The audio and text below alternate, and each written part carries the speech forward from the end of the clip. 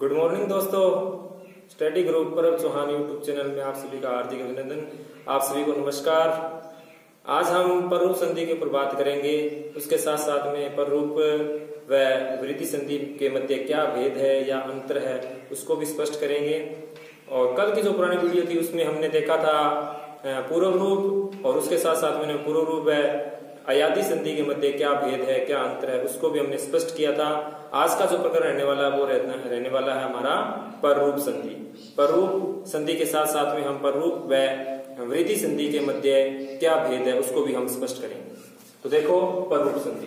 पररूप संधि के अंदर एक सूत्र मिलता है अष्टाध्यायी के अंदर, एंगी पररूपम, यानी पररूप संधि के लिए क्या मिलता है, एक सूत्र मिलता है अष्टाध्यायी में, एंगी पररूपम।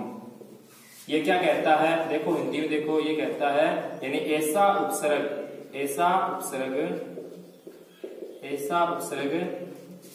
उपसर्ग जिसके अंत में, ध्यान से देखना, जिसके अंत में उपसर्ग होना चाहिए। पहला तो ऐसा उपसर्ग जिसके अंत में क्या हो, अवर्ण, क्या हो, अवर्ण हो, समझ गए, अवर्ण हो। और उसके बाद में क्या हो, ए या ओ से शुरू होने वाली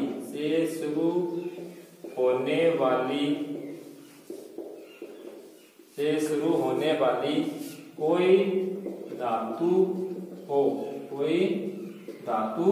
हो या धातु का रूप हो, कोई धातु हो या कोई धातु का रूप हो, तो वहां पर पूर्व और पर के स्थान पर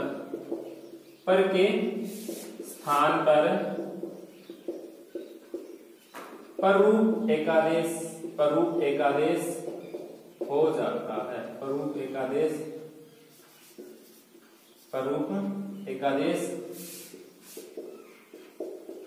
एकादेश हो जाता है। इसको और स्पष्ट करते हैं अपन। ये कह रहा है ऐसा उपसर्ग जिसके अंत में अवर्ण हो, यानी ये जो ए है ना, ये क्या है, उपसर्ग वाला है। उसके बाद में क्या हो, ए हो। ये जो ए है ये एक ऐसा होना चाहिए यानी कोई धातु से शुरू होने वाला हो, या कोई धातु का रूप हो या कोई धातु हो, यानी जिसका जो प्रारंभ होती हो ए से, ठीक है। तो वहां पर दोनों मिलकर के क्या हो जाती हैं, ए हो जाता है। यानी ये दोनों मिलेंगे, दोनों मिलने के बाद जो बाद वाला जो ए है, बाद वाला जो रूप है वो हो जाता है। यानी इसलिए इस संधि को क्या कहते हैं, पररूप कहते हैं, यानी बाद वाला रूप हो जाता है। इसी प्रकार से ए के बाद में क्या कहा, ऐसा उपसर्ग जिसके अंत में ए हो और उसके बाद में क्या हो, ओ से प्रारंभ होने वाली कोई धातु हो, तो वहां पर क्या है, यानी ए और दोनों मिलकर क्या हो जाएगा, यानी ओ हो जाएगा, यानी बाद वाला रूप हो जाता है। इस संधि को हम क्या बोलते हैं, पररूप संधि बोलते हैं। इसके उदाहरणों को हम देखेंगे। यहाँ पर देखो ये इसके अलावा ये जो संधि है, इस संधि के जो नियम है वो क्या है, वो कहता है कि भी ऐसा उपसर्ग होना चाहिए जिसके अंत में अवर्ण हो या उसके बाद में ए या ओ से शुरू होने वाली कोई धातु हो या धातु का रूप हो, वहां तो हम करेंगे पररूप संधि। और अगर ये कंडीशन नहीं रहती है तो वहां पर वृद्धि संधि होती है। तो वृद्धि संधि के लिए हम आगे इसको जब हम स्पष्ट करेंगे, पररूप संधि व वृद्धि संधि के मध्य क्या भेद है, तो वहां पर इस चीज को हम देखेंगे। पहले इसके हम उदाहरणों को देखते हैं।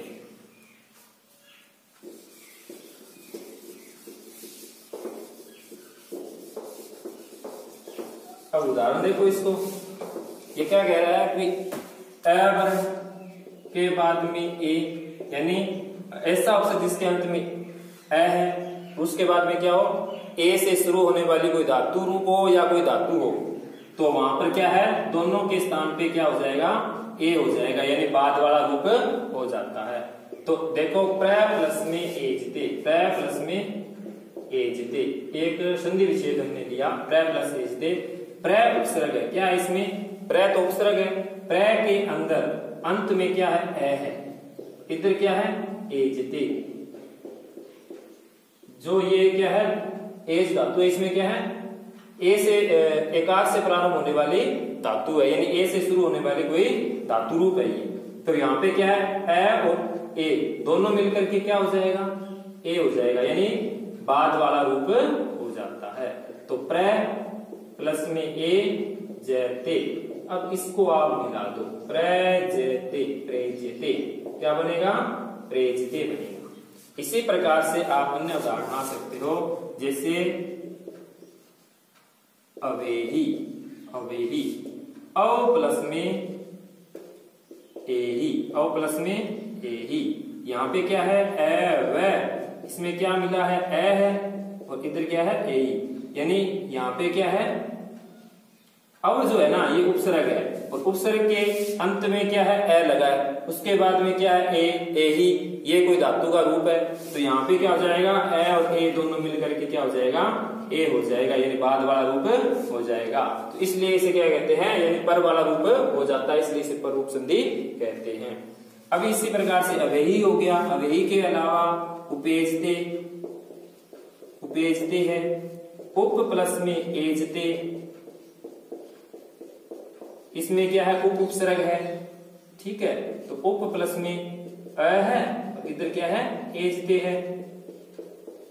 तो यहाँ ए और ए दोनों मिलकर क्या हो जाएगा, ए हो जाएगा, तो क्या बनेगा, उपेजते बनेगा। जैसे उप में बना के दिखा देता हूं, उप प्लस में जते, यहाँ पे क्या है, ए है, ये पे में मिल जाएगा तो उपे जते, क्या बन जाएगा, उपेजते बन जाएगा। इसी प्रकार से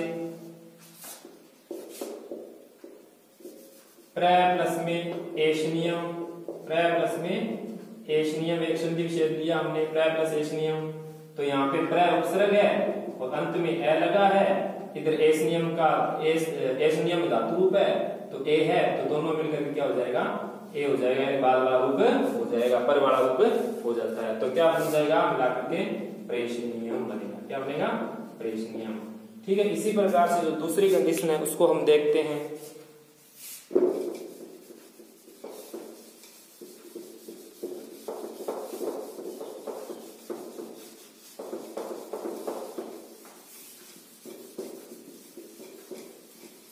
जैसे ए के बाद में क्या हो, ओ हो, यानी ओकार से प्रारंभ होने वाला कोई धातु रूप हो, और ए जो है वो है ऐसा उपसर्ग जिसके अंत में ए हो, वो होना चाहिए, दोनों कंडीशन। तो इन दोनों के स्थान पे क्या हो जाएगा, ओ हो जाएगा।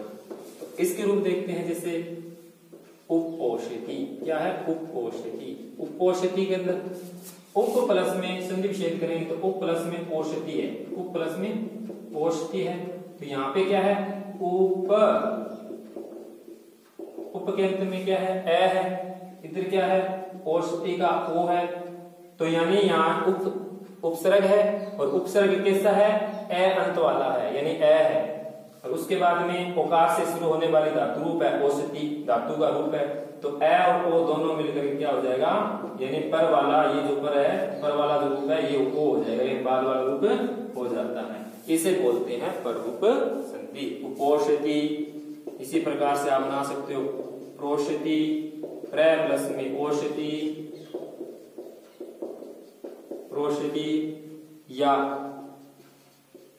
अवोषति, अव प्लस में ओषति, ओषति, इस प्रकार से इसके उदाहरण आप बना सकते हो। अब हम जो हमारा दूसरा टॉपिक है, प्रकरण है, उसको देखते हैं। ये तो हमने इसके उदाहरणों को देखा पररूप संधि की। अब पररूप संधि व अभी हमने पररूप संधि के उदाहरणों को देखा, अभी आगे हम पररूप संधि व वृद्धि संधि के मध्य क्या भेद है उसको स्पष्ट करते हैं। एक साइड में पररूप संधि लिखते हैं, पररूप संधि में क्या भेद है इसके उदाहरणों के माध्यम से इसको समझेंगे। एक साइड में लिखते हैं वृद्धि संधि।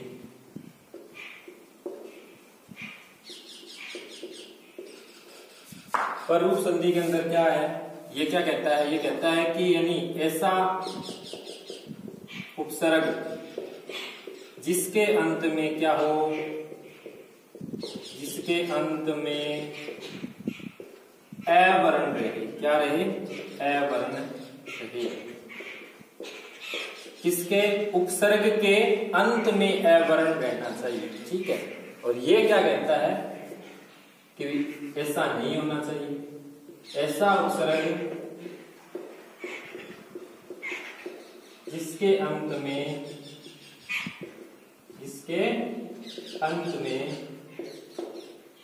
अवर्ण नहीं होना चाहिए, अवर्ण नहीं होना चाहिए। ठीक है, अवर्ण होगा तब तो पररूप संधि हो जाएगी, और अवर्ण नहीं होगा वहां वृद्धि संधि हो जाएगी। दूसरी कंडीशन ये क्या कहता है, दूसरी कंडीशन ये कहता है कि यानी ए के बाद में क्या हो, जो ये ए आ रहा है, ये जो ए आ रहा है, ये एकार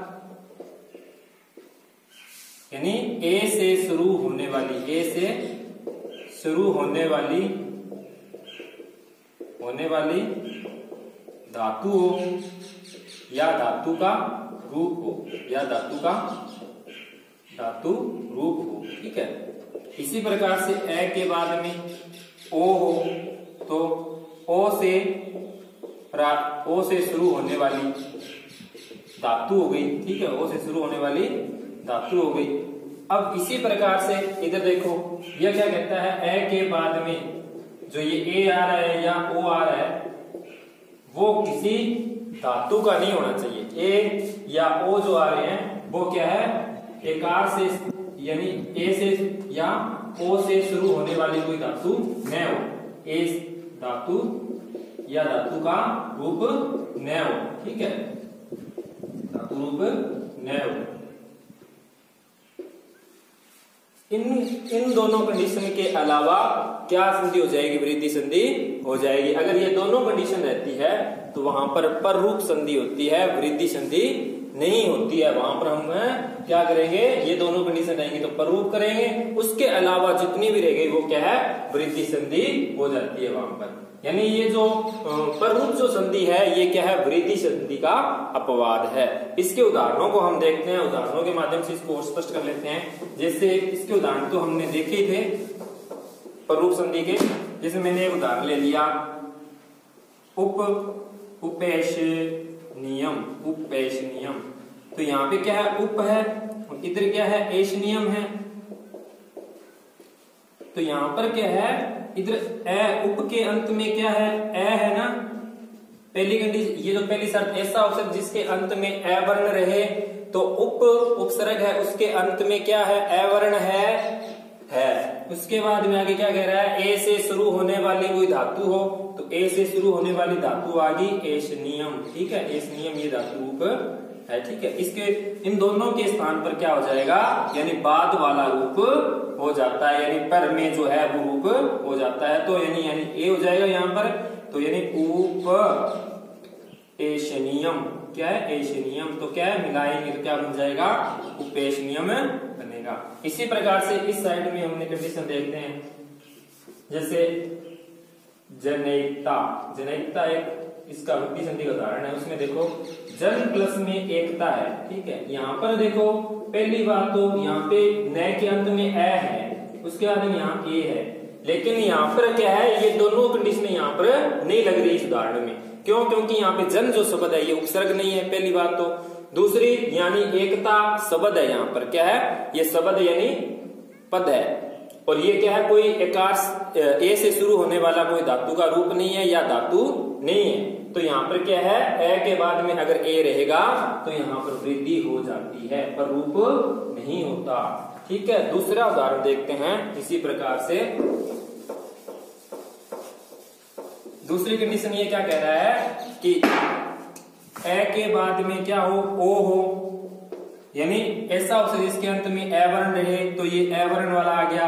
दूसरी ये कह रहा है कि उसके बाद में क्या होना चाहिए, ओकार, यानी ओकार ओ से शुरू होने वाली धातु हो। तो इसके उदाहरण देखो, जैसे लिख दिया मैंने उपोषति, पोषति ले लेते हैं, चलो कोई बात नहीं है। उप प्लस में औषधि, उप प्लस में औषधि। तो यहाँ पर क्या है, उप के अंत में क्या है, ए है, इधर औषधि है। तो यहाँ पर क्या है, उपसर्ग है, और उपसर्ग के अंत में ए वर्ण है, ओ से शुरू होने वाली धातु है, औषधि धातु रूप है। तो यहाँ पर क्या हो जाएगा, पररूप हो जाएगा। यानी ए और ओ के स्थान पे क्या हो जाएगा, बाद वाला रूप यानी पर वाला रूप हो जाता है। इस संधि को पर रूप संधि बोलते हैं। तो ये पर रूप हो गया। ठीक है, इसी प्रकार से इसका उदाहरण देख लेते हैं। जलौग ले लो, जलौग। तो यहाँ जल प्लस में औग। यहां पर देखो क्या कह रहा है,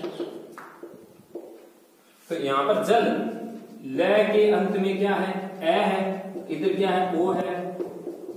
तो कहते हो गुरु जी नहीं, यहाँ तो ये भी कंडीशन हो रही है, तो यहाँ पर भी प्ररूप होना चाहिए, लेकिन प्ररूप नहीं होता है। क्यों? क्योंकि ये जल जो शब्द है, ठीक है, ये उपसर्ग नहीं है। उसके बाद में क्या आ रहा है, ओग है। ओग है कोई ओकार से शुरू होने वाली धातु नहीं है। यहाँ पर क्या ये शब्द है यानी एक पद है। ठीक है, ये क्या है, यहाँ पर पद है। तो यहाँ पर क्या हो जाएगा, ए और ओ औ हो जाएगा अभी भी। ठीक है, और मिलाओगे तो क्या बनेगा इसका जलौगा, ये उदाहरण बन जाएगा जलौगा। ठीक है, अब हम देखते हैं प्ररूप संधि के कुछ अन्य उदाहरण हैं, उनको देखते हैं।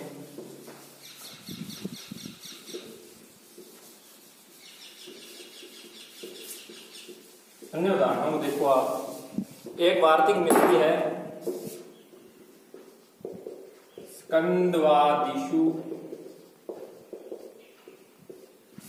स्कंदवादिषु पर रूपम वाच्यम। वार्तिक मिलती है अष्टाध्यायी के अंदर। इसको हिंदी में देखो क्या कहते हैं, यानी स्कंदु आदि। स्कंदु आदि, आदि का मतलब कुछ और शब्द भी है।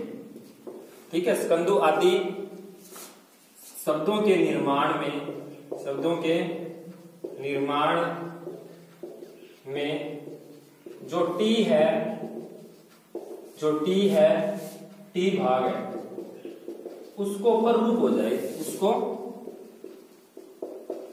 जाए, तो जैसे ऊपर से गया पर रूप हो जाए। समझ में नहीं आया?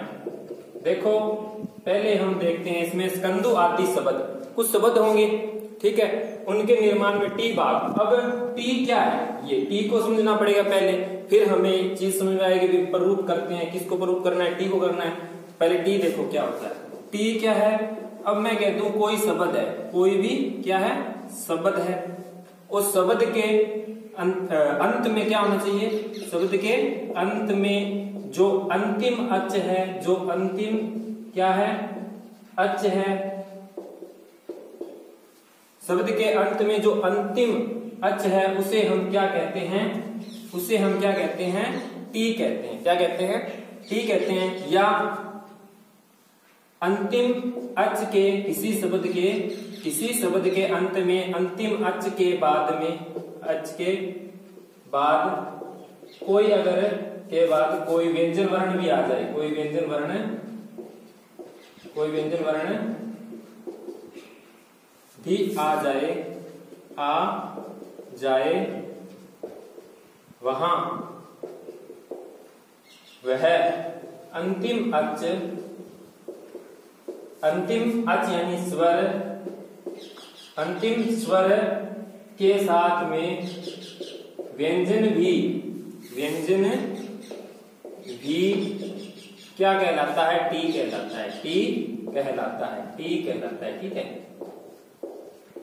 इसको शब्दों के अंदर हम जब उदाहरण समझेंगे इसको और स्पष्ट हो जाएगा। देखो आप टी उदाहरण समझेंगे तब देखते हैं इसको। जैसे एक उदाहरण लिया, संधि विच्छेद देखते हैं, शक प्लस में अंधु। यहां पर क्या है, शक प्लस में अंधु।